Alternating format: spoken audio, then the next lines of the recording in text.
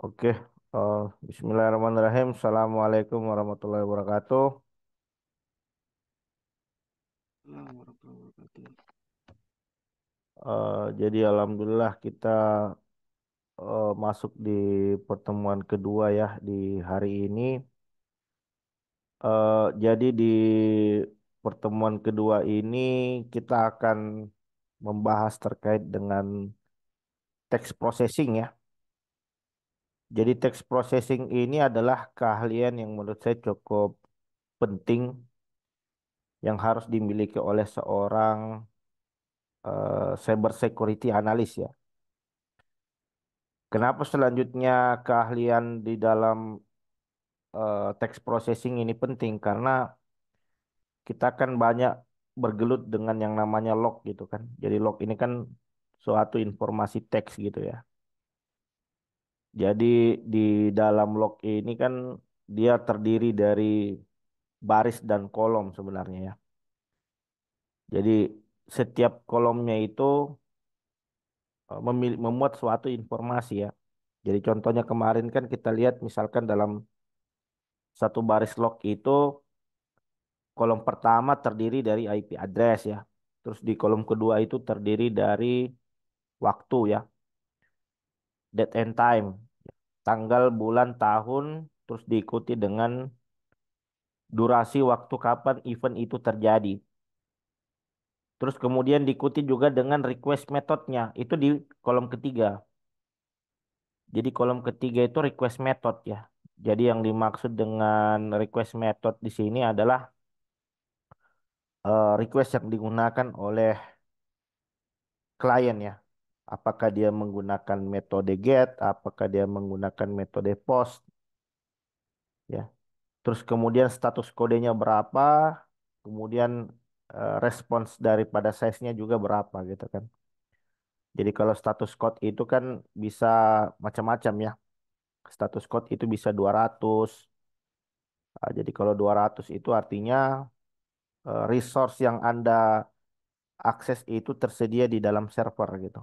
Jadi kalau requestnya itu 400, 404 berarti resource yang Anda akses itu tidak tersedia di dalam server ya. Makanya dia kadang mereturn not found itu ya. Terus kemudian ada juga status code itu 301 ya. Artinya resource yang Anda akses itu sudah di redirect ke sumber daya yang lain. Jadi misalkan kalau halaman itu di redirect ke halaman yang lain. Itu pesan 301. Nah, kemudian eh, karena jumlah daripada log ini yang cukup banyak gitu ya. Jadi kalau kita lihat log kemarin itu kan dia cukup banyak ya. Jadi dalam satu baris itu dia bisa terdiri dari beberapa kolom dan jumlah barisnya itu bisa sangat banyak ya. Jadi jumlah baris daripada log itu jumlahnya bisa sangat banyak sehingga tentu saja ini nanti eh, akan membutuhkan suatu metode ya. Akan membutuhkan suatu metode, suatu teknik untuk bagaimana selanjutnya kita bisa eh, memproses data tersebut itu dengan mudah gitu ya. Jadi dibandingkan kalau kita menggunakan cara manual ya kita ngeceknya per baris itu kan pasti akan sangat wasting time gitu ya. Sehingga tentu saja kita butuh metode, cara untuk bagaimana selanjutnya kita bisa memproses daripada data-data teks ya. Oke, jadi saya bisa langsung share screen saja ya untuk slide materi kita di hari ini. Sebentar saya cek dulu.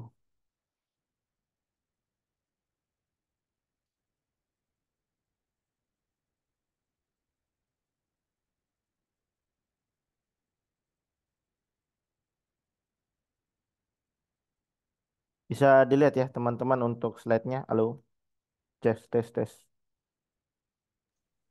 Aman, Mas. Oke. Jadi ini adalah materi untuk text processing ya. Ini adalah materi untuk text processing. Jadi apa sih sebenarnya text processing itu ya? Jadi text processing itu adalah suatu penggunaan daripada utility yang ada di dalam Linux, ya. Program command yang kita gunakan untuk melakukan aktivitas membaca, mengubah dan memformat suatu data teks, ya. Jadi kita bisa mengolah suatu teks yang ada di dalam sistem operasi, khususnya log, dengan menggunakan bantuan daripada text processing ini. Nah, jadi dengan memahami daripada text processing, ini tentu saja akan membuat aktivitas di dalam log analisis ini menjadi jauh lebih efisien dan efektif, ya. Ah, Dibandingkan kita harus melakukan pengecekannya secara manual tentunya, ya. Nah, jadi ini adalah outline materi kita di hari ini, ya. Jadi outline materi kita akan membahas terkait dengan apa itu command line, ya. Jadi dasar-dasar command line, terus bagaimana kita melakukan filter, ya, dengan menggunakan bantuan text processing, bagaimana menggabungkan, ya, merger, ya, menggabungkan beberapa teks menjadi satu, misalkan lognya bersumber dari mana saja nih, mau digabungkan biar jadi satu file. Nah, itu kita bisa dengan menggunakan bantuan text processing, ya. Pemisahan dan penghilangan teks, penerjemahan dan penghapusan karakter, kombinasi dan otomasi alat, shell scripting, dan tantangan dalam text processing di dalam sistem operasi Linux, ya. Jadi ini adalah outline materi kita di hari ini. Oke, jadi sambil kita sambil materi juga sambil buka lab, ya. Jadi untuk labnya sendiri masih sama dengan yang kemarin. Jadi yang kita butuhkan di sini adalah eh, firmware, ya. Jadi di dalam lingkungan VM ini nanti akan ada eh, Kali Linux dan Metasploitable. Ini Kali Linux dan ini adalah Metasploitable.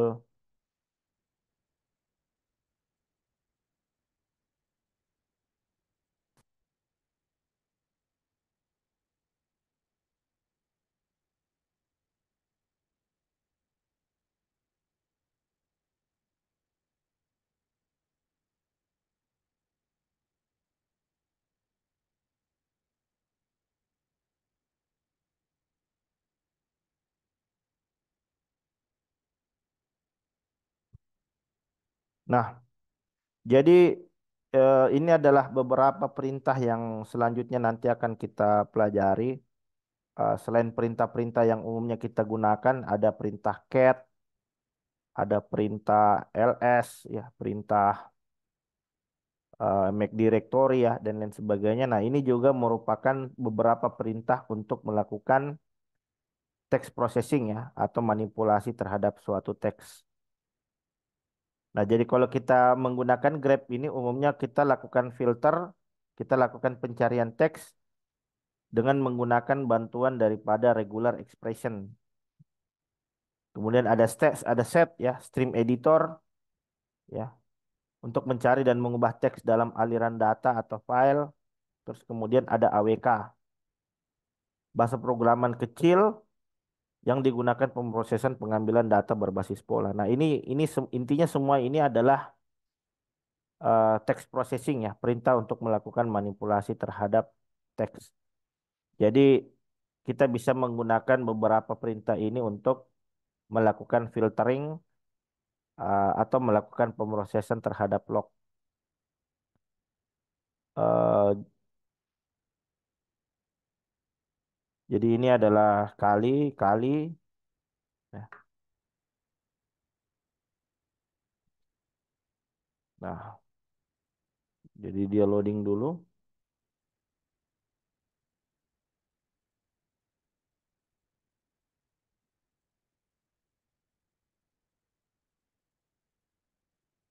Oke. Jadi kalau perintah-perintah yang umumnya kita gunakan kan apa? Misalkan touch ya. Jadi touch ini membuat file ya.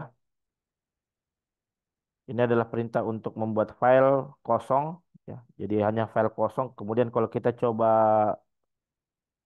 melihat isinya kan dia kosong ya. Jadi dia hanya perintah untuk membuat file. Jadi untuk memasukkan isi ke dalam ke dalam file tersebut tadi kita bisa menggunakan echo ya. Nah, terus ini adalah teks. Kemudian selanjutnya kita masukkan ke dalam file yang telah kita buat tadi. Jadi kalau sekarang kita chat cut membuat file, sekarang isinya sudah ada. Nah, simbol dari simbol dari apa tanda panah ini ya, perintah seperti ini itu perintah untuk memasukkan informasi ke dalam teks. Tapi ingat dia tidak menambahkan. Jadi ketika sudah ada isinya, kemudian kita isi lagi dengan informasi baru, maka informasi yang lama nanti akan ditimpa oleh teks baru. Jadi dia mereplace, dia sifatnya itu mereplace teks baru aja, teks baru. Nah, jadi ketika saya pakai simbol yang sama ke file yang sama, ketika saya cut, nih, jadi dia mereplace. Makanya hati-hati. Jadi kita harus hati-hati terkait penggunaan simbol apa segitiga saat apa simbol apa namanya nih? Yang satu dan yang dua. Ini. Kalau ini yang satu, ini dua. Nah, kalau kita ingin melakukan kalau ini simbol seperti ini itu mereplace, menimpa ya. Jadi misalkan tadi isi filenya sudah ada file baru kita masukkan, maka yang lama nanti akan ditimpa dengan yang baru. Sedangkan kalau kita ingin append gitu, tambahkan setiap ada informasi tambahkan terus ke baris yang ada di bawahnya, kita bisa pakai ini. Append ini fungsi append namanya. Jadi misalkan kalau saya lihat tadi cat membuat file, ini kan teks baru ya. Saya ingin tambahkan lagi teks baru di bawah tulisan teks baru ini. Nah, saya bisa begini. Saya bisa cat echo teks berikutnya. Terus saya pakai simbol dua seperti ini. Saya pakai simbol dua agar dia tidak mereplace gitu, agar dia menginsert data baru di baris yang baru, di baris kedua. Ketika cat,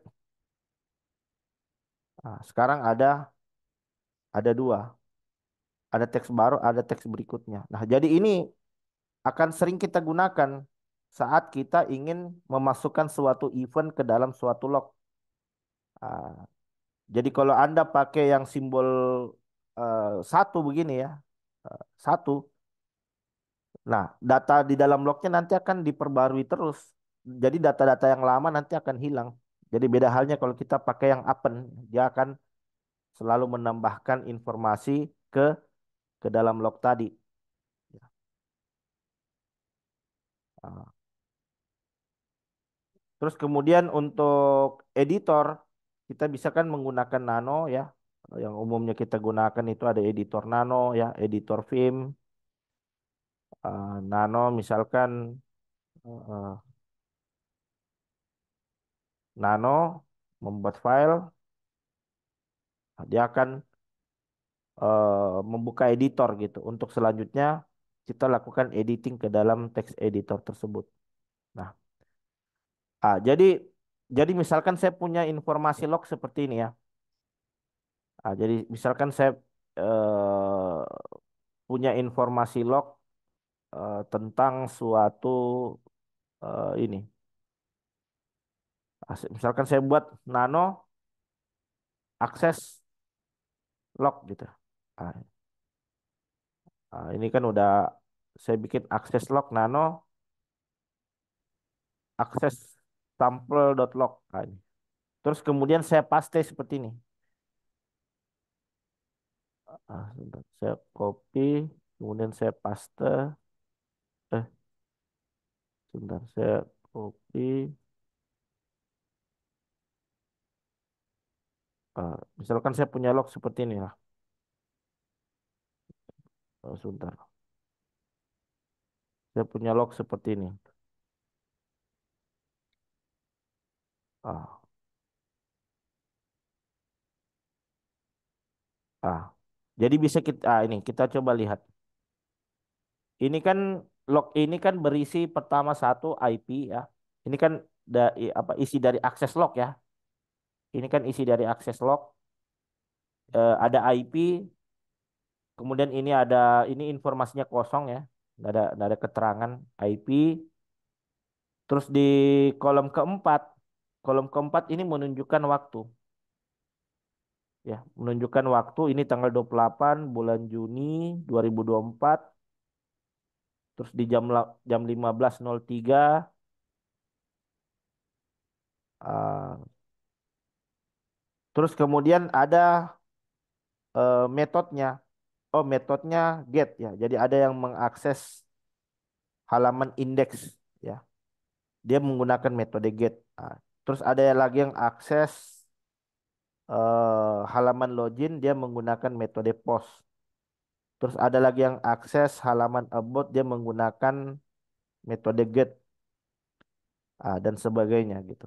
Nah, jadi ini anggaplah ini adalah log kita gitu yang ingin kita proses gitu misalkan. Jadi kita buat dulu.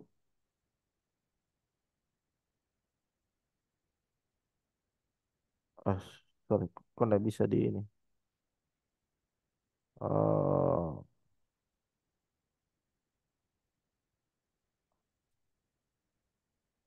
nano.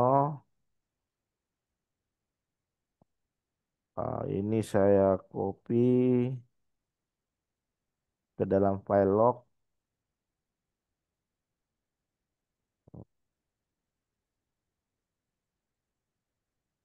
Oh, sebentar.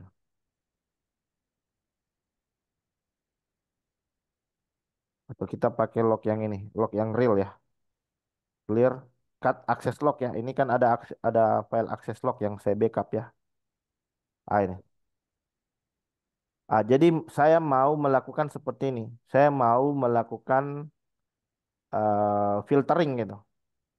Saya mau melakukan filtering ke dalam teks ini, ke dalam teks log ini. Nah, jadi kita bisa dengan menggunakan perintah AWK ya. Jadi saya akan demonstrasikan dulu terkait penggunaan AWK. Nah, ini. Jadi kita bisa pakai AWK. Jadi AWK ini memungkinkan kita untuk melakukan filtering terhadap suatu informasi teks ya. Nah, jadi contoh penggunaan dari AWK itu AWK, terus kita ikuti dengan patternnya. Patternnya, terus kemudian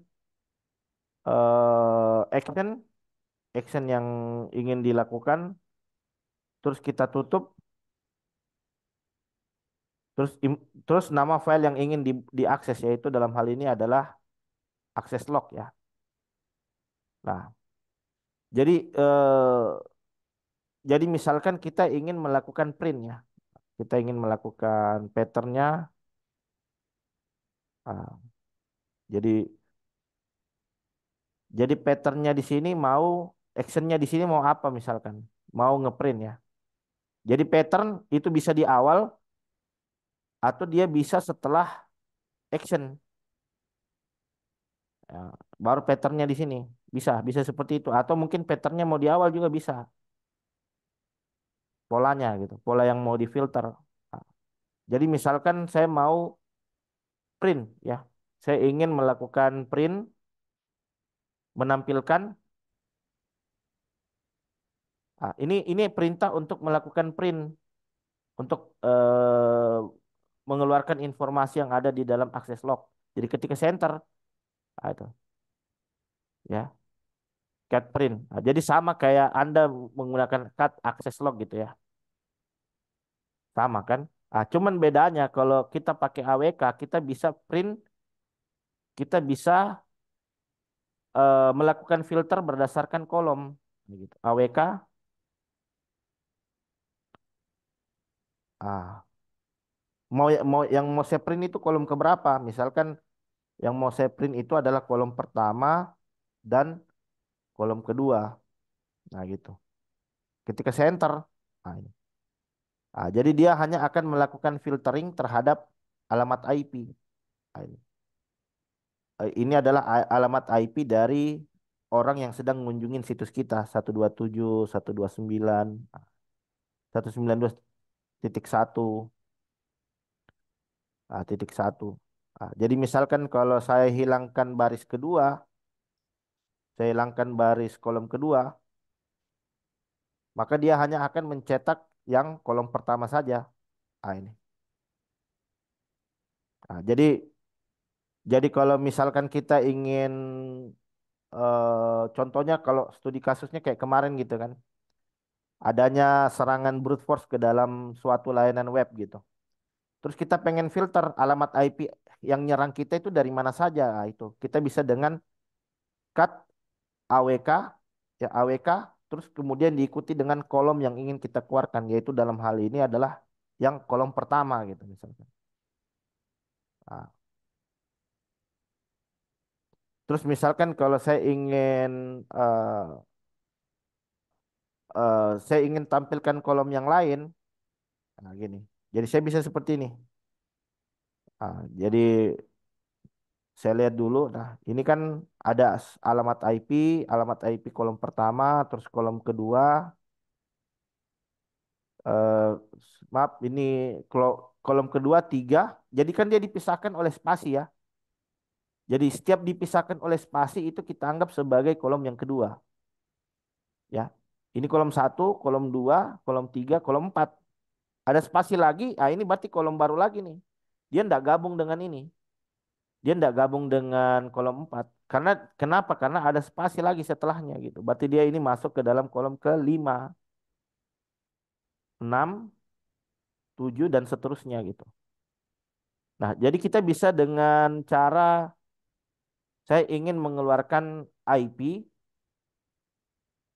saya ingin mengeluarkan IP, misalkan saya ingin mengeluarkan alamat IP-nya, terus kemudian resource ya, resource yang diakses oleh seorang attacker, misalkan dalam hal ini adalah kolom 9 dan status code-nya. Misalkan status code-nya di situ adalah kolom ke-10 misalkan. Ya, ini kita coba-coba aja ya. Nanti kita coba cari yang ininya.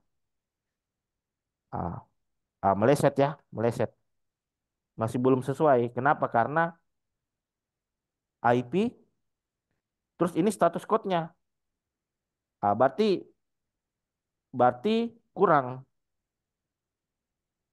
Berarti yang perlu kita keluarkan selain kolom satu juga kolom ke-8. Karena kolom 8 itu biasa isinya adalah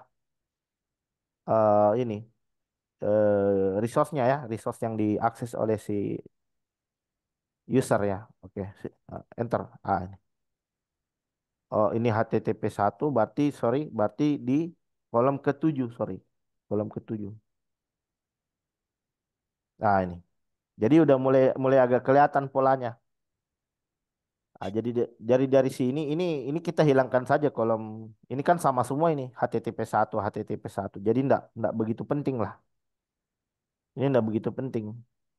Jadi kita bisa hilangkan yang kolom keberapa tadi? Satu, print satu, 7, oke 7, 8. 8 sama 9 bisa 8 sama 10 bisa kita hilangkan coba. Ah, enter. Nah, ini. Jadi dari sini udah kelihatan. Jadi banyak informasi yang sudah kita filter gitu. Jadi kita bisa lihat oh 192, 168, 129 itu ngakses ke direktori DVWA ya. ngakses ke directory DVWA, dia dapat status code 302. Terus ada lagi yang akses ke dia ngakses lagi ke halaman. Jadi kita bisa ngetrace aktivitasnya gitu.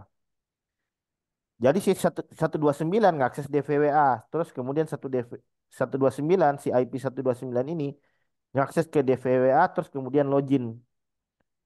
Ah, terus dia coba ngakses ke directory favicon tapi nggak ada. Jadi 404. Terus dia login lagi, login, terus dia masuk ke dalam halaman indeks. Ya, status code-nya adalah 200. Terus jadi kelihatan. Jadi misalkan kalau penerapannya misalkan kalau dalam hacking, jadi sebelum dia nyerang kita bisa mantau resource apa saja, resource sumber daya apa saja yang diakses oleh seorang attacker untuk selanjutnya dia melakukan hacking. Gitu ya. Ini masih satu atau kita pengen filter. Jadi saya pengen filter untuk jadi saya bisa seperti ini. Print 192. Terus saya grab, saya kombinasi dengan grab misalkan. Grab untuk IP saya pengen fokus ke IP si attacker misalkan. Dalam hal ini adalah 164.129. Enter. Ini. Ah, jadi ini evidence ya, ini jadi evidence bahwa si 129 dia ngakses ke sini, ke sini, ke sini, ke sini. Sampai terakhir kita dapatkan metodenya. Nah, misalkan dia menggunakan suatu metode apa jenis serangannya di situ ya. Nah, sampai terakhir kita menemukan adanya evidence serangan yang digunakan si hacker. Nah, nah, jadi ini bisa kita ini apa namanya? Ini bisa kita proof gitu. POC kan, kita bisa POC. Jadi apa yang diinput oleh user, ya, apa yang diinputkan oleh si attacker, hacker itu bisa kita simulasikan kembali gitu untuk memastikan bahwa memang betul itu ini kalau kalau seperti ini kan tereksekusi nih. Ini tereksekusi, ini 200 200 200. Ini kan tereksekusi ini. Ini, ini tereksekusi. Nah, ini tereksekusi. Terus kemudian ada file di sini, ada file I'm here. Coba kita cek. Web web kita kan web web target kita kan ini ya. Web target kita kan itu IP-nya 129 ya.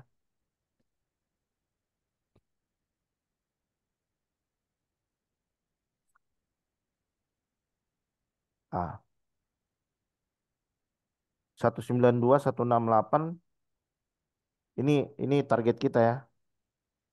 164.128. Ini kan alamat IP target yang diserang oleh hacker yang sedang kita amankan misalkan. Kemudian kita coba copy resource-nya yang sudah kita dapatkan. Kita coba copy. Seperti ini coba kita copy. Ini kan bisa dibuktikan balik ini. Jadi log yang sudah Anda dapatkan dari hasil investigasi, Anda bisa buktikan ulang. Karena kan ini ilmiah ya gitu. Ini kan ilmiah. Enter. Saya coba enter. Oke, nah, ini ya tidak diarahkan ya redirect ya. Berarti redirect. Redirect. Berarti artinya apa? Berarti artinya halaman ini tuh butuh yang namanya session. Jadi kita harus login dulu. Ah, berarti di sini si hacker dia login, dia sukses masuk dulu ke di directory ini melalui mekanisme login. Terus kemudian terakhir kita coba lihat ada file ini namanya I'm here. Coba kita copy. Kita copy. Ketika saya paste DVWA vulnerability exec I'm here, enter. Ini. Berarti si hacker berarti si hacker itu masuknya di sekitar sini. Masuknya di sekitar sini. Terus kemudian setelah itu dia bikin file. Sepertinya dia bikin file dan ketika filenya kita buka, nah kita dapat evidence-nya. Kita dapat evidence-nya di situ bahwa dia membuat file ini. Ini dia berhasil, si attacker berhasil membuat file. Ya. Jadi jadi sama halnya misalkan logikanya begini. Jadi logikanya misalkan apa namanya? Itu kan website itu kadang kena device gitu ya. Misalkan dari slot gacor ya. Berarti kan ada petnya ya, ada petnya gitu kan. Nah, petnya itu sebelum terjadinya defacing, sebelum sebelum akhirnya dia buat directory namanya slot gacor, sebelum itu pasti ada proses. Ya, sebelum itu pasti ada proses di mana seorang hacker itu dia masuk gitu. Sampai akhirnya dia membuat directory untuk menyimpan website-website yang kita sinyalir sebagai suatu slot gacor gitu kan. Nah, jadi kita bisa investigasi. Jadi kita bisa investigasi di sini. Jadi berarti berarti aktivitasnya itu berarti aktivitas sebelum dia aktivitas di sini, berarti aktivitas sebelum terjadinya ini berarti ada di sekitar sini. Berarti aktivitas si hacker ada di sekitar sini. Cuman cuman enggak dilihat kita jadi harus paham ya. Jadi tidak semua log dia apa namanya? Enggak semua log dia menyimpan ini ya, apa namanya? Enggak semua log itu dia menyimpan informasi sampai ke parameternya. Contohnya misalkan kalau dia menggunakan metode POS ya. Jadi metode POS itu kita nggak bisa akses sampai ke dalam parameternya. Kita nggak bisa akses sampai ke dalam parameternya. Beda halnya kalau metode get. Jadi get itu semua yang tampil di URL itu langsung kesimpan juga ke dalam log. Jadi beda halnya kalau dia pakai metodenya POS ya. Ya kita bisa filter.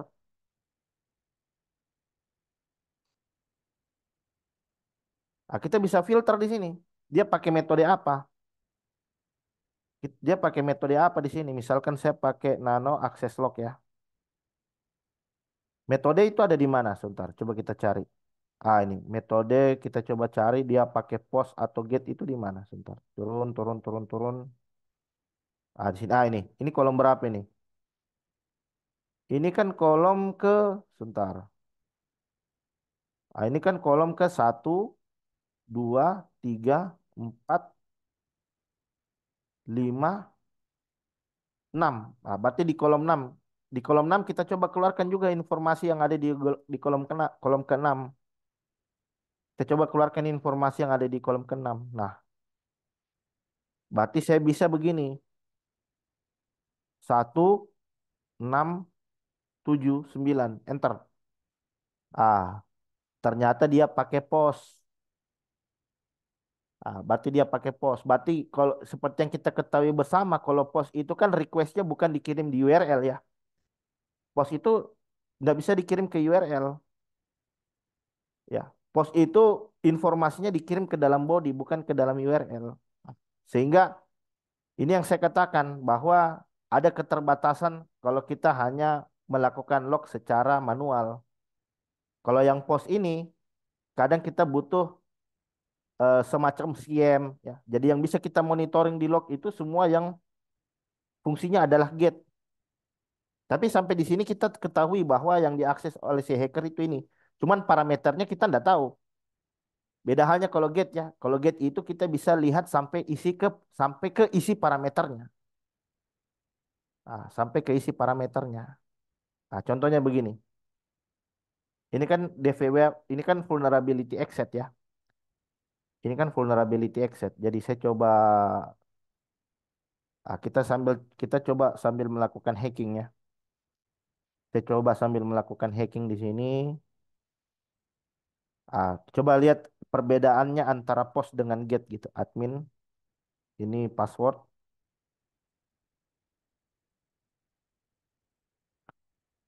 don't update. Ini. Jadi sumber daya, jadi resource yang diakses oleh hacker itu kan di sini ya.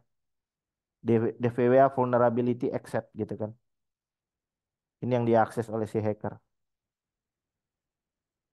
DVWA vulnerability exit. Ketika saya enter, berarti kan dia melakukan input ke salah satu parameter di sini ya. Berarti yang memungkinkan di situ dia melalui form login ini, melalui form pencarian ini. Nah, jadi apa yang kita inputkan di sini tes ya. Apa yang kita inputkan di sini tes, misalkan tes submit. Nah, ini tidak akan tampil di log. Nah, coba lihat ini.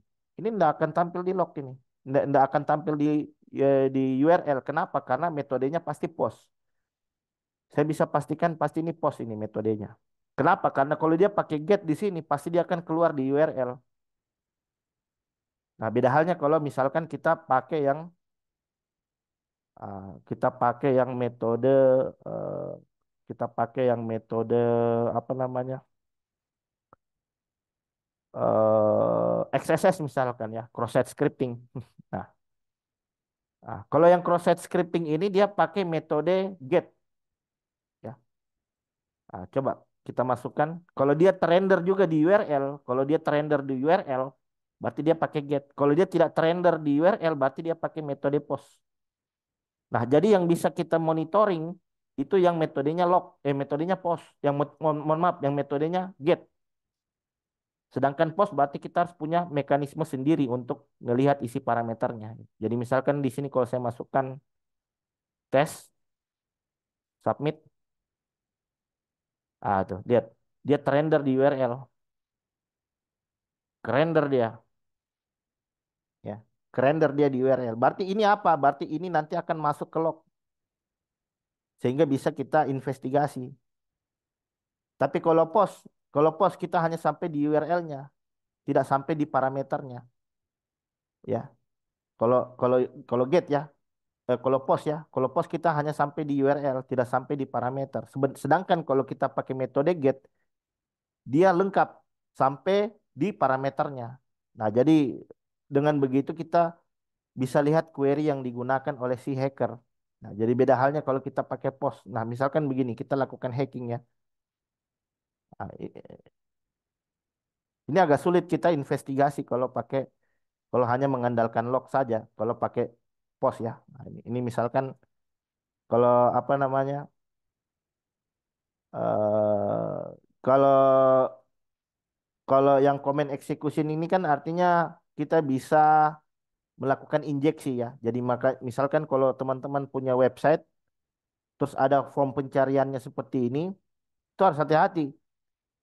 Ini sudah difilter, sudah divalidasi dengan baik apa tidak gitu. Kalau divalidasi eh, kalau tidak divalidasi dengan baik, seorang hacker selanjutnya bisa melakukan yang namanya injeksi. Jadi dia bisa menginjeksi memanfaatkan logik.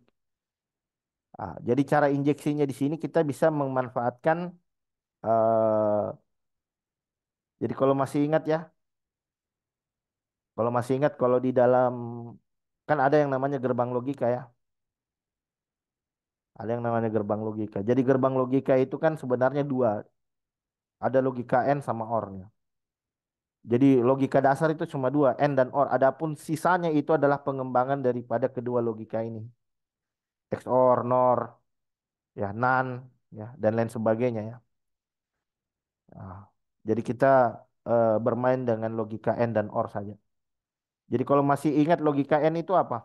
Logika AND itu kan kalau dia dia nilainya bernilai true ketika dua inputnya itu adalah bernilai true ya. Jadi kalau false and false kan berarti apa? False ya. False and true, false. True and false, false. True and true, baru dia bernilai true ya. Kalau logic OR beda halnya logic OR. Logic OR itu yang penting salah satunya eh false or false ya false gitu. Kenapa? Karena dua inputnya bernilai false. Nah, kalau false or true dia pasti true karena salah satunya. True or false, true. True or true, non true. Ini. Nah, jadi aktivitas hacking itu sebenarnya aktivitas untuk melakukan hacking aktivitas hacking itu adalah aktivitas untuk mempermainkan logika dari suatu mesin. Jadi kita memasukkan suatu logik-logik yang mana logik-logik itu selanjutnya nanti akan memanipulasi dari sistem, ya. Logik-logik itu selanjutnya nanti akan melakukan manipulasi ke sisi sistem gini. Jadi kalau masih ingat simbolnya logic N itu kan seperti ini. N, atau kita bisa juga secara tertulis seperti ini itu logic N gitu. Atau kita bisa dengan eh, logic N ya. Kemudian kalau logic OR itu kan seperti ini ya. Kalau logic OR itu kan pasti simbolnya seperti ini. Kalau logic OR itu simbolnya adalah seperti ini. OR,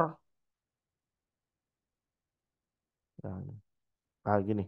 Nah, jadi kita bisa memasukkan simbol-simbol seperti ini. Sama halnya seperti ini ya. Nah, ini sebentar log, ini log kita kembali lagi sebentar. Kita lakukan hacking dulu ya, baru kita investigasi. Jadi misalkan saya masukkan perintah ini. Ini kan perintah tidak ada ini. Saya tulis wow, wow itu mana ada perintah wow di dalam Linux ya. Ini kan false ya. False. Terus tapi saya buat or-nya, misalkan ls, enter. Nah, perintah yang kedua tereksekusi. Perintah yang kedua tereksekusi. Sedangkan perintah yang pertama itu tidak dikenali. Nah ini dia bingung. Wow itu perintah apa? Kan nggak ada perintah wow di Linux, nggak ada. Tapi karena saya bikin logic or di situ, sehingga setelah wow ini dieksekusi perintah ls. Berarti ini nilainya apa? Berarti ini kan nilainya true. False or true kan? Betul nggak? False or true, true. Ah. Atau mungkin saya bisa buat seperti ini. Saya bisa merangkai perintah. Misalkan ping 192 ya, perintah. Kemudian saya rangkai dengan misalkan perintah pingnya itu sebanyak 3 kali atau 5 kali. Ping min c sebanyak 5 kali. Kemudian saya lanjutkan lagi. Itu artinya chain ya, chain comment. Ini artinya chain comment. Artinya setelah perintah pertama kita ada perintah lagi selanjutnya, yaitu pwd misalkan. Enter. Ping 5 kali, terus pwd. Ini. Terus pwd kan ini. Ini perintah ping, ini perintah pwd. Atau saya bisa pakai logic N misalkan. Kalau logic N kan kadang kita sering pakai seperti kita kan sering pakai perintah seperti ini ya. apt sudo apt get update n apt get upgrade. Ah, ini artinya apa? Ini artinya perintah update dieksekusi dulu, baru perintah upgrade. Jadi kalau kita pakai simbol N, berarti kedua inputnya ini harus bernilai true. Kalau tidak perintah ini tidak akan dieksekusi. Karena logic N kan ini true, baru komentar itu nanti bernilai true. Enter. Itu dia lakukan update, kemudian selanjutnya dia lakukan namanya upgrade. Itu. Ah, jadi ada kaitannya dengan ini. Ini kan ping ya. Ini kan ping. Jadi apa yang saya masukkan? Misalkan saya masukkan IP dari berapa misalkan? IP dari DNS Cloudflare misalkan. 111 submit. Tuh, di ping kan sama dia. Di ping sebanyak berapa? Sebanyak 3 kali. Ya. Jadi yang terjadi sebenarnya kenapa? Jadi yang terjadi input yang masuk di sini nanti akan dilempar ke dalam lapisan OS. Akan diteruskan ke lapisan OS untuk selanjutnya nanti akan dieksekusi. Kan seperti itu. Ya. Jadi kalau kita lihat, saya bisa pastikan di script di balik, saya bisa pastikan script di balik input ini itu berisi bisa berupa shell execution atau bisa perintah pass through. Ya, coba kita cek. Karena kan ini DVWA ya. Jadi kalau DVWA itu kan bisa kita lihat skripnya gitu. Kita coba pastikan. Ah, view source. Ini. Coba lihat. Jadi di bawah itu ada perintah shell execution. Ini. Ini ada perintah shell execution. Jadi perintah yang kita input tadi, ya, perintah yang kita input tadi berarti akan nanti akan langsung dieksekusi di sini. Shell execution. Ah, ah. Jadi kita ini untuk yang level high-nya ya. Jadi kalau kita DVWA kan udah kayak main game itu. Ada low-nya, medium game, medium high-nya ya. Jadi kita coba bermain-main dari yang level low-nya dulu. Ah, ini saya rubah jadi low, terus kemudian kita coba lihat validasinya seperti apa.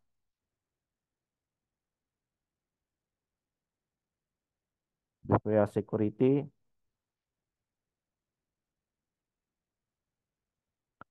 Jadi kalau di level low tidak ada proses validasi sama sekali. Sehingga inilah yang selanjutnya dimanfaatkan oleh seorang hacker. Coba di mana? Command execution. Jadi command execution ini memungkinkan seorang hacker untuk melakukan jenis serangan yang kita sebut dengan RCE, remote code execution ya. Ketika saya view source,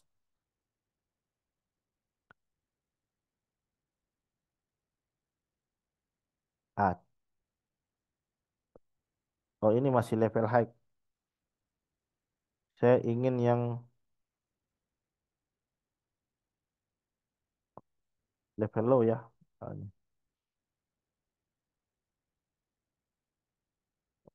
Ini sudah level low. Pas saya masuk command execution,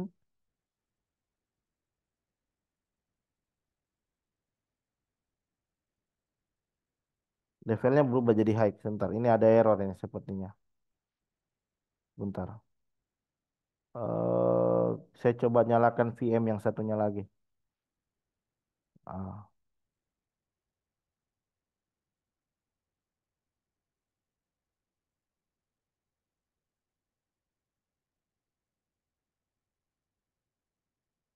Nah, jadi kita bisa seperti ini.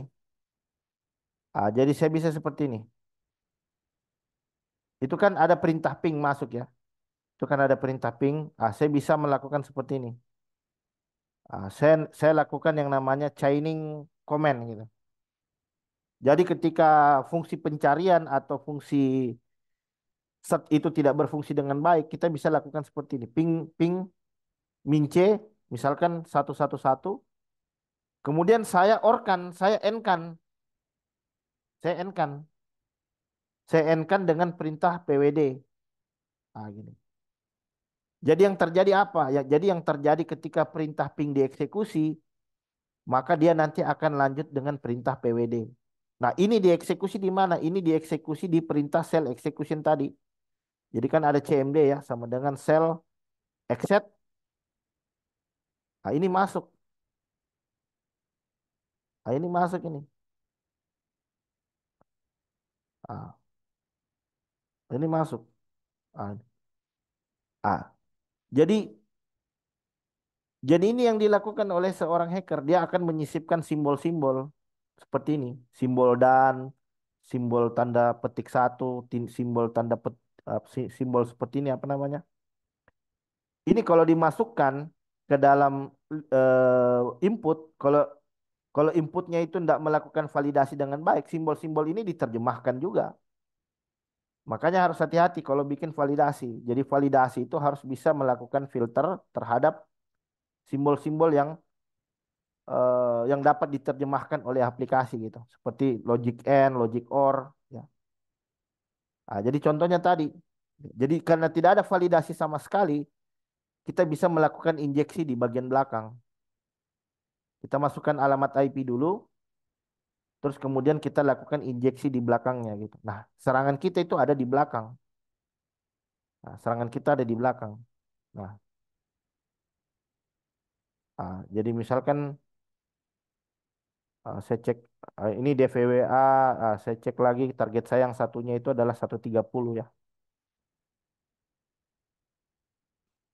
Enter.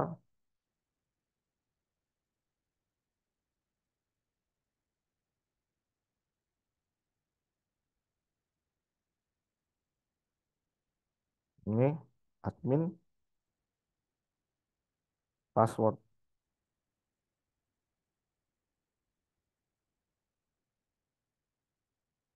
Ini masuk ke command execution. Nah, kita lihat levelnya ini DPWA security level low. Ah,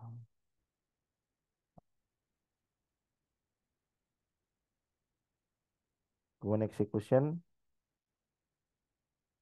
Ini lihat low ya levelnya. Kalau scriptnya low itu seperti apa contoh scriptnya?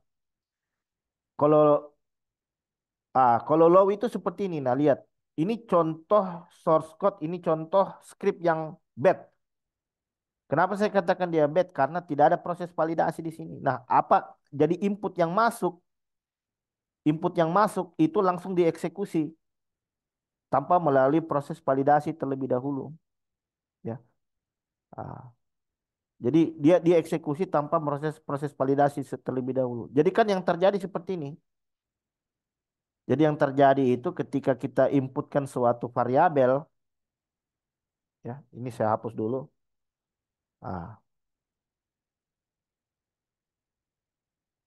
jadi ketika ada variabel yang masuk, ini, coba lihat ini.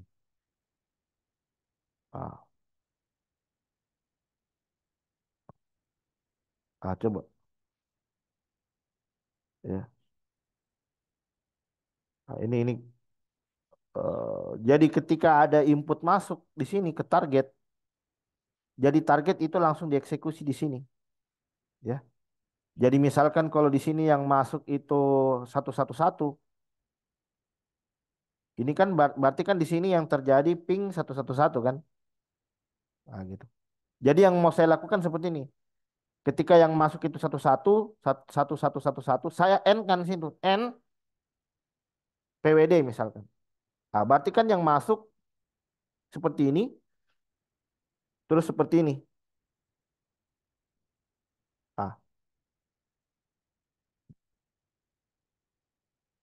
Ah, berarti seperti ini. Jadi ping dulu ke sini. Terus setelah melakukan perintah ping ternyata setelahnya ada perintah PWD. Ini. Ah, jadi kan seperti ini. Ini kan kalau saya 111 saya submit,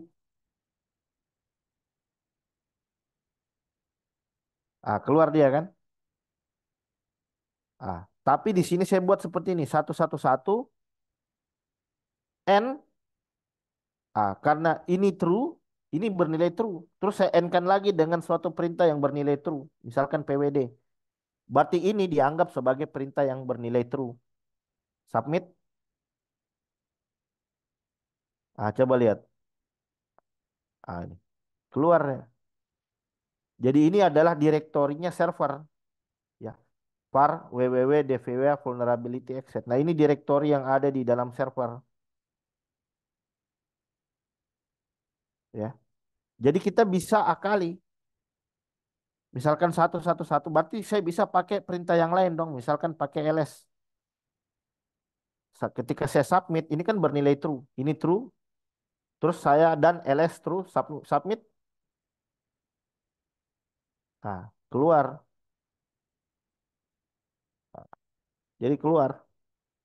Jadi kita mengeluarkan file yang ada di dalam directory execution ini. Jadi ini jadi pilot kita nih, jadi pilot kita. Ini jadi pilotnya si hacker ini. Dan PWD misalkan. Jadi yang bisa jadi ini tereksekusi ya. Ini jadi pilotnya si hacker sehingga si hacker selanjutnya bisa melakukan yang namanya Melakukan apa? Melakukan jenis serangan, misalkan melakukan reverse connection. Nah, jadi si hacker selanjutnya bisa melakukan reverse connection. Nah, jadi begini. Jadi ini jadi pilotnya kita ya. Jadi pilotnya kita satu-satu dan bisa pakai simbol dan. Jadi jadi mau simbol apapun sebenarnya bisa. Mau pakai dan, or, tanda kutip dua. Kenapa? Karena kita bisa lihat tadi bahwa di dalam fungsinya itu tidak ada validasi. Sehingga simbol-simbol seperti ini tuh bisa kita masukkan.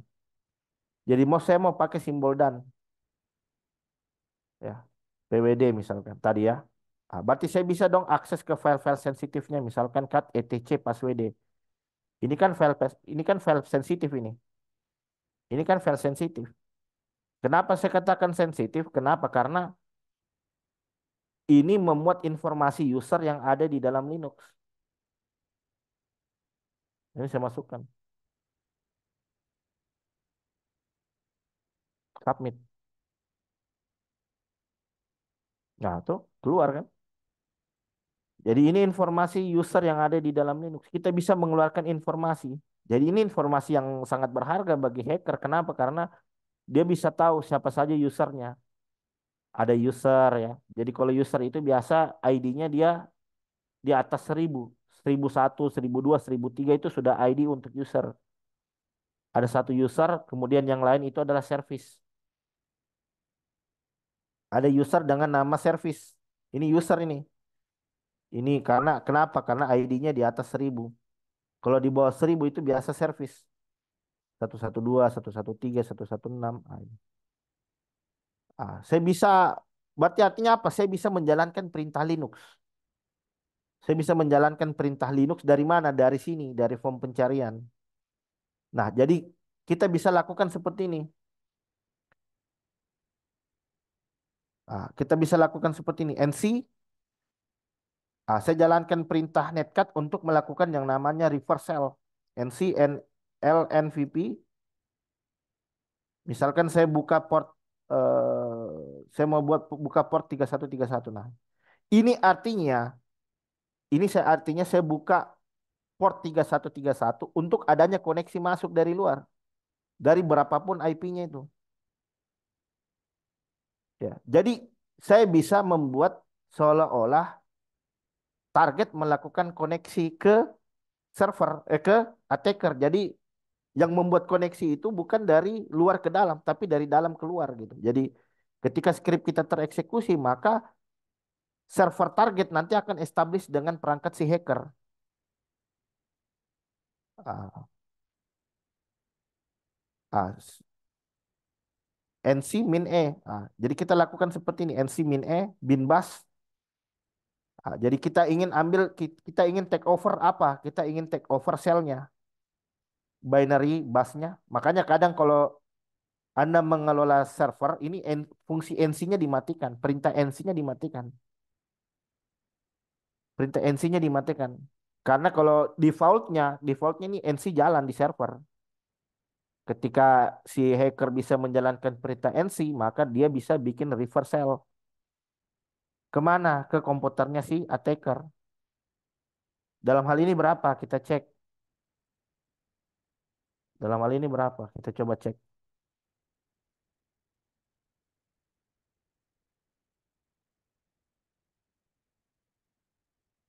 Dalam hal ini kita coba cek. Saya pakai perintah ifconfig. Dalam hal ini itu adalah 129. Berarti saya bikin reverse connection-nya kemana? Saya bikin reverse connection-nya ke si IP attacker. Dalam hal ini adalah 129. Portnya berapa yang dibuka? Port yang dibuka itu adalah 3131.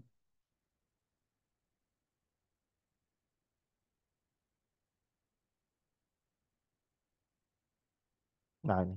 Ini saya coba copy. Saya coba copy. Nah ini posisi listening ini. Web dengan posisi listening. Saya masukkan di sini. Set. Ketika saya submit. Set. Tak. Lihat. Ini koneksi terus ini. Ini nih. Dia loading. Nggak berhenti ini nih. Ini. Ya, ini dia loading terus ini nih. Ya, jadi gerak terus kanan kiri nggak berhenti. Kenapa? Karena set, karena kita berhasil take over selnya. Habis makan. Nah, kita berhasil take over selnya. Jadi kalau sekarang saya WMI, ah saya Makan, Dek. saya masuk sebagai WW Iya, data. iya. Saya masuk Nanti sebagai WW data. bangun Ya, halo, pagi. halo bocor Pak, bocor. Kedengaran suaranya Pak. Di mute dulu Pak. If config, oh enggak kelihatan ya. Uname, nih. Saya ada di dalam server target sekarang. Kalau saya PWD, ah kita ada di dalam direktorinya si korban sekarang. Var www DVA vulnerability exit. Jadi ketika saya coba buat file, saya kan WMA ya. Saya kan sebagai W data kan. Kemudian ke ls-min a l. Lihat.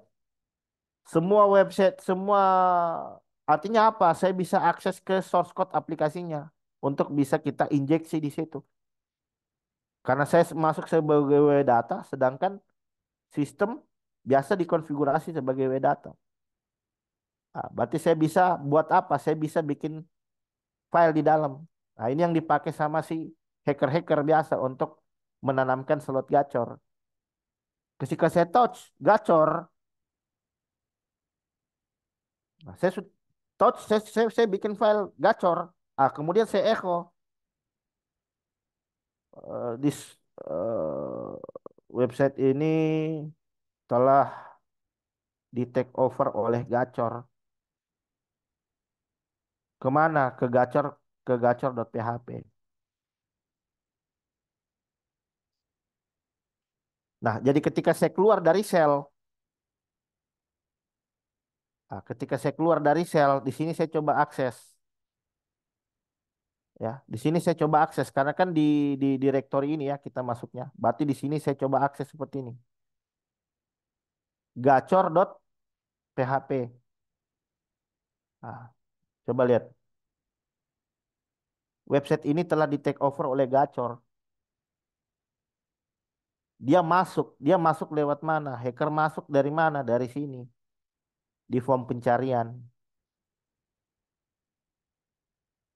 Masuk dari sini, dari form pencarian. Dan jadi dari form pencariannya ini ternyata eh, membolehkan kita untuk memasukkan perintah di luar ping. Nah, ini yang bahaya. Jadi cara hacknya gimana? Cara hacknya kita bisa dengan melakukan manipulasi logik di belakangnya. Jadi bukan perintah pingnya yang berbahaya, tendangan belakangnya ini setelah perintah dannya ini yang berbahaya. Nah ini setelah dannya ini yang berbahaya. Nah di sini adalah script untuk melakukan reverse connection pakai NC ya, ya pakai NC.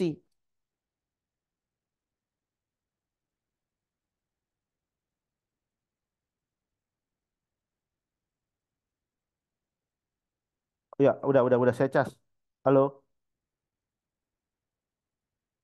Halo, halo. Udah kedengaran belum? Oh, Udah saya cas.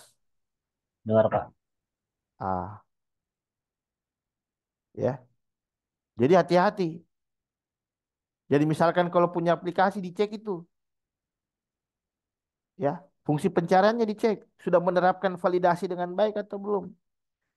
Kenapa? Karena susah aplikasi ini ada di layer 7 gitu loh. Itu yang susah. Dia ada di layer 7.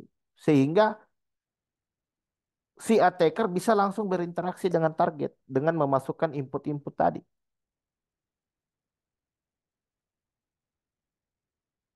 Jadi hacker bisa masuk dari mana? Bisa masuk dari URL, bisa masuk dari input, bisa masuk dari request, bisa masuk dari. Nah, itu perlu dicek semua itu. Kalau tidak divalidasi, ya dia bisa melakukan injeksi ke sana. Sekarang kita POC. Karena ini adalah blue team kan artinya apa yang kita lakukan. Berarti kan kita harus investigasi dong. Kita kan blue team sebagai polisinya lah. Kita sebagai polisinya gitu untuk detektifnya gitu ya. Untuk detektifnya untuk mengetahui ini orang masuk dari mana gitu. Nah, berarti kita POC.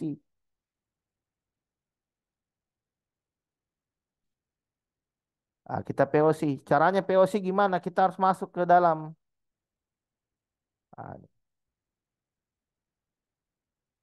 Ah, saya buka terminal dulu. Jadi di sini saya POC-nya bisa dari sini. Ah, MSF admin ya. Oh, tapi kekecilan ya tulisannya ini kecilan ya. Saya dari sini aja kalau begitu.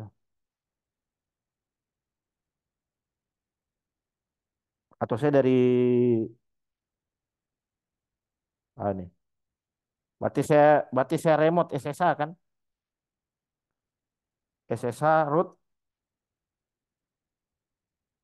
192.168.164.130. Oke, sebentar. eh Grab.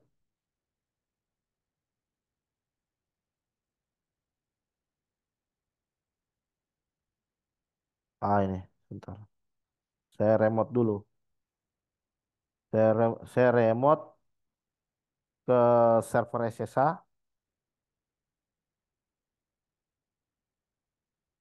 Tadi direktori mana?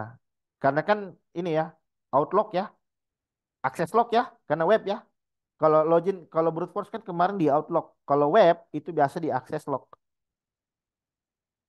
Jadi kita locate akses log. Kita cari lokasinya di mana. Ah, akses log itu ada di sini, varlog akses log. CD varlog Apache. Terus apa tadi perintahnya? AWK atau AWK print baris berapa tadi? 189. Ini kita custom saja nih. Nanti nggak apa-apa. Kita anu dulu. Nanti kita custom. Kemana? Ke AWK print. Saya print kolom 1, 2, kolom 1, 8, dan 9 ke file mana? Ke file akses log.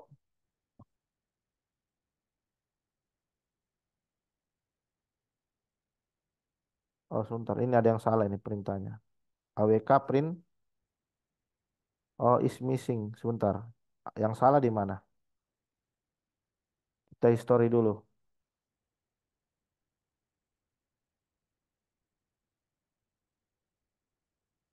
History. Historia. Ini. Oh, pakai tanda kutip. Sorry. Pakai tanda kutip ya. AWK. Ini tanda kutip. Ada tanda kutipnya. Actionnya apa? Actionnya mau ini. Print. Patternnya berapa? Di patternnya di kolom 1, kolom 8, sama kolom 9. Ke file mana? Ke file access log.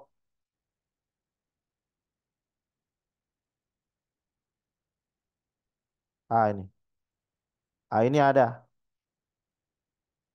Ah, jadi keluar ini ini. Ada akses dari 129 ini. Ini. Ada akses dari 129. Berarti coba kita keluarkan eh, kolom 7. Kolom 7 sama kolom waktu kapan? Kolom waktu itu 4 ya. Kolom waktu itu 4. Nah, ini. Ini evidence-nya. Kita evidence-nya. Ini evidence-nya. 192. Oh, dia ngakses ke sini. Cuman ini saya katakan tadi. Karena dia post, karena dia post kita cuman mentoknya sampai di sini. Berarti kita tahu di bagian ini tuh ada celah. Berarti di bagian ini ada celah. Sampai terakhir si hacker bisa bikin gacor.php. Jadi kita nggak bisa lihat sampai ke parameternya. Kenapa? Ini. Karena apa? Karena ini dia pakai metode post. Jadi beda halnya dengan get. Makanya kalau post ini tidak bisa manual. Agak susah kalau manual. Anda bisa pakai CM. Karena paketnya bukan dikirim di URL, paketnya bukan dikirim di header, tapi paketnya dikirim ke body, makanya enggak muncul dia di sini karena dia post. Nah, beda halnya kalau get itu kita bisa lihat sampai ke parameternya. Kenapa? Karena hacking itu kan biasa terjadi di parameter. Nah, kita bisa lihat sampai ke sana. Parameter sampai dengan value-nya kita bisa lihat itu. Dan ini hanya mentok sampai post. Tapi dari sini kita sudah bisa dapat evidence. Nah, jadi Anda cari tahu itu, ya. Anda cari tahu, ya. Jadi caranya misalkan kalau Anda punya website, cari petnya kemana, petnya di mana yang kena infeksi dari gacor.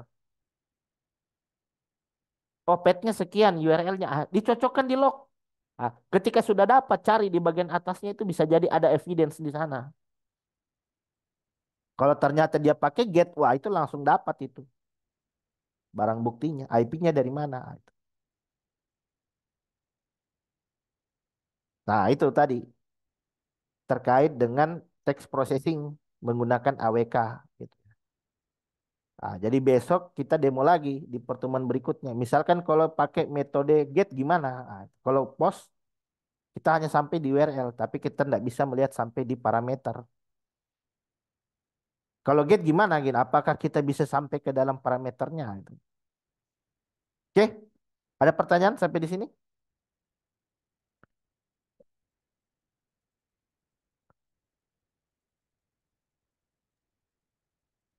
Silakan, teman-teman. Tanya, Pak. Ya, silakan.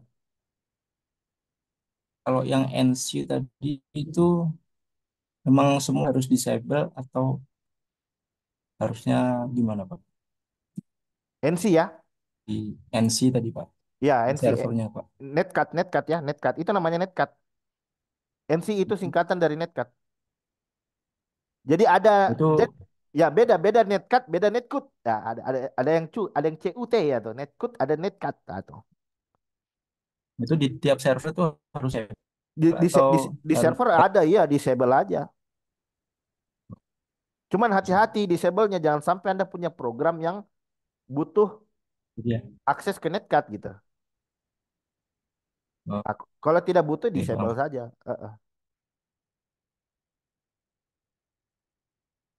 Jadi idealnya ya, jadi idealnya di server itu kita harus pakai konsep privilege eskalasi. Apa ya apa list privilege, sorry, privilege eskalasi, list privilege. Jadi kalau www data itu kan banyak ngakses user sebagai www data kan banyak ngakses resource ya, banyak ngakses perintah, netcat, ngakses ini, ngakses itu, ngakses ini. Kita sesuaikan dengan sistem. Kalau kita tidak butuh dengan perintah itu disable. Takutnya perintah itu dimanfaatkan oleh hacker di dalam sistem kita. Tapi jangan senang dulu dengan membatasi netcat selesai. Enggak, karena kadang hacker punya teknik lain lagi. Dia bisa bikin reversal lewat fungsi PHP bisa. Tapi salah satu upaya membatasinya yaitu dengan mendisable netcat. Nah, nanti kita coba demo lah. Selain netcat, kira-kira saya bisa bikin reversal dari perintah apa lagi. Oke, seperti itu ya. Ya, Pak. Oke, silakan yang lain ada pertanyaan.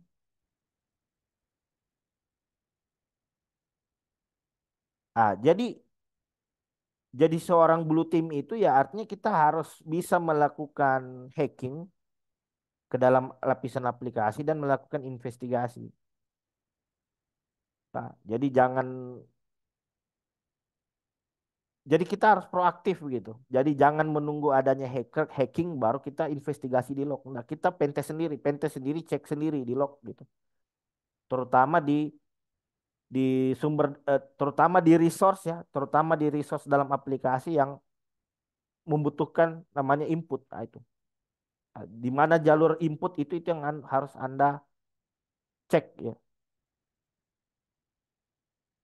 Nah, kemudian Anda investigasi selanjutnya ke dalam log untuk mengetahui adanya suatu aktivitas gitu ya.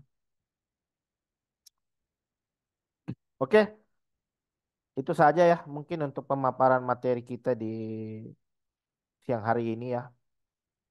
Jadi selain perintah AWK sebenarnya masih ada grab ya, set ya, dan salah nanti kita akan inilah lanjut ke pertemuan berikutnya ya. Jadi misalkan kalau dari log tadi kita ingin cari tahu statistiknya. Log itu kan bisa kita cari statistiknya ya. Berapa presentasi akses dari IP sekian, berapa presentasi akses dari IP sekian, dari IP sekian. Berapa jumlah presentasi metode get, berapa jumlah presentasi metode post. Ya. Mana URL yang mana URL yang frequently access gitu, yang lebih banyak diakses oleh user. Itu kan bisa kita filter semua itu dengan perintah Linux. Dengan catatan ya tentu saja kita harus paham patternnya, polanya. Atau kalau mau yang lebih advance searchingnya, advance filteringnya, Anda pakai bisa apa namanya, regular expression. Nah, regular expression itu lebih advance filtering itu. Cuma belajarnya juga memang agak susah dia karena banyak simbol-simbol kalau pakai regular expression. Tapi filteringnya bisa lebih akurat gitu. Jadi misalkan ada injeksi dia nyelipkan ke tengah-tengah teks gitu kan. Cara filternya gimana? Cara filter misalkan ada kalimat terus kemudian pilotnya itu ada di tengah-tengah itu gimana cara filternya? Nah, itu bisa regular expression. Nah, advanced regular expression yang namanya. Advanced searching, advanced searching. Oke, mungkin itu saja yang bisa saya paparkan eh, di sore hari ini ya. Saya ucapkan terima kasih banyak. Ada lagi pertanyaan mungkin?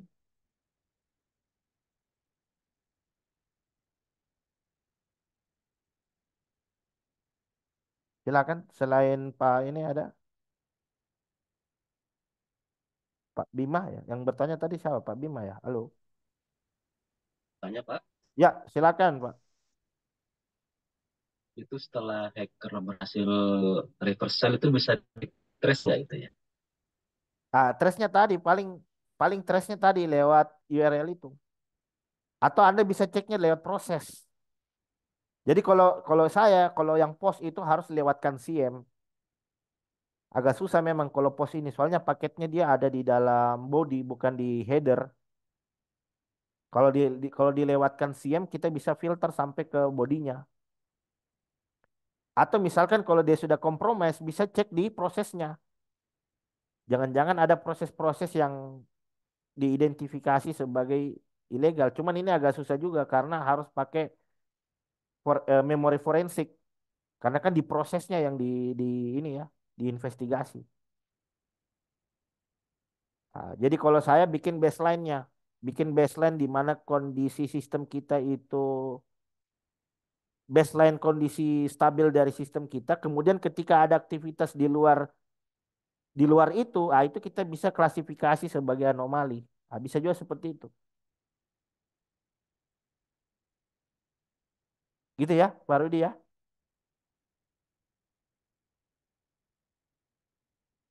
Halo. Ya Pak, baik Pak, terima kasih. Ya, nanti kita coba POC lah ya. Kita coba POC ya. Nanti di pertemuan next ya. Kira-kira bagaimana misalkan kalau berhasil dikompromis ya. Karena agak susah gitu. Karena dia sudah masuk di dalam proses.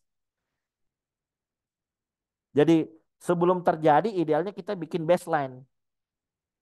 Jadi baseline itu yang dimaksud dengan kondisi normal sistem kita seperti apa. Dan ketika ada proses bertambah, kita bisa mengklasifikasi ini sebagai suatu anomali. Gitu ya. Tapi kalau belum definisikan baseline, kita harus melakukan memori forensik itu. Gitu ya. Karena susahnya dia ini tidak tercapture di log gitu. Karena susahnya dia ini tidak tercapture di log. Beda halnya kalau get ya tadi ya. Dia kan tercapture ke log. Jadi bisa kita investigasi gitu.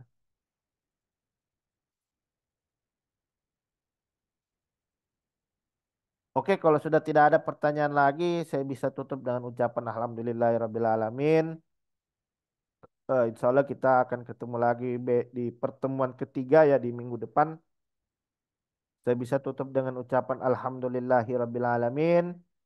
dan rekaman materi nanti akan saya kirim di grup. Begitupun juga dengan PPT materi. Wabillahi taufiq wal hidayah. Wassalamualaikum warahmatullahi wabarakatuh. Waalaikumsalam. Banyak, Waalaikumsalam. Pak. Terima kasih, terima kasih. Mohon izin live.